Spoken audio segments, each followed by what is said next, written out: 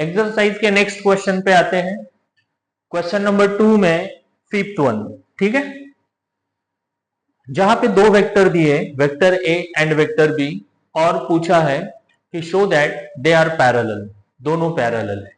सी, जो vector A suppose इस direction में वेक्टर है और ये vector B suppose vector B इस डायरेक्शन में, ओके, तो ये दो वेक्टर परपेंडिकुलर है। अगर दो वेक्टर पैरेलल है like that, this is two vector, तो उनमें एंगल कितना है? 0। मतलब इनडायरेक्टली हमें उन दोनों वेक्टर के बीच का एंगल कितना पता करना है? 0, इतना शो करना है, ठीक है। तो ये दो वेक्टर क्या हो सकते हैं? पैरेलल हो सकते हैं। कैसे पता करें? सी, सबसे पहले जो दोनों वेक्टर गिवन है, वेक्टर ए एंड बी, उनसे हम उनके कंपोनेंट्स डिराइव कर लेते हैं like that. From given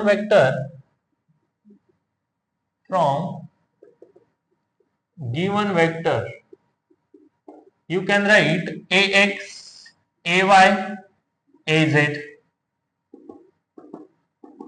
similarly आप क्या लिख सकते हैं? bx, by, bz. Is it clear? जैसे कि ax कितना है? 2, ay 5, az -6, b, vector b का सोचो, b के लिए 1, 5/2 -3। अभी हम क्या करेंगे? सी, उनका डॉट प्रोडक्ट फाइंड करेंगे। Now vector A dot vector B is equal to, हमें पता है dot product A X B X plus A Y B Y plus A Z B Z, ठीक है। We know A Y A X कितना है? 2, B X 1 plus A Y 5, B Y 5/2 plus A Z -6, B Z -3। Let's solve.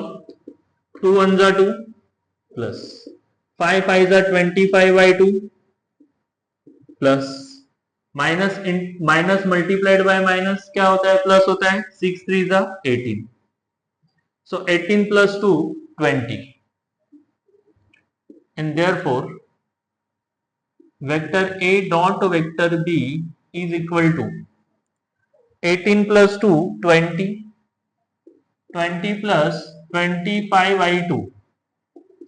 Take LCM, LCM ले सकते हैं हम cross multiplication से, so you will gate 40 plus 25 and 2, so ultimately 65/2, you will get 65/2, ठीक है।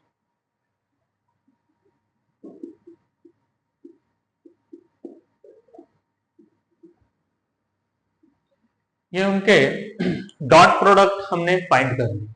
अभी हम पता करते हैं, क्योंकि हमें एंगल फाइंड करना है, और एंगल के लिए हमारे पास फॉर्मूला है जो मैंने बेसिक के लेक्चर में आपको दिया था, cos theta is equal to vector A dot vector B upon mod of A and mod of B. तब हमें थीटा पता हो सकता है ना। तो हमने न्यूमेरेटर पूरा का पूरा पता कर लिया। अभी हम डिनोमिनेटर पता करेंगे, दैट इज मॉड ऑफ ए कितना होता है? ए x square plus A Y square plus A Z square. A X कितना है? 2 plus A Y 5, A Z -6,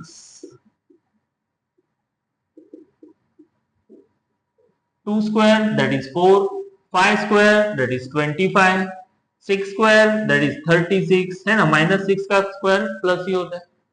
so ultimately you will get 4 plus 36 40, 40 plus 25 65, √65. Similarly हम स्क्वायर मैग्नीट्यूड ऑफ बी भी पता कर लेते हैं, that is under root B X square plus B Y square plus B Z square. We have B X that is 1 plus dy 5y2 square bz -3 square है ना, then 1 plus 25y4 plus -3 square means 9,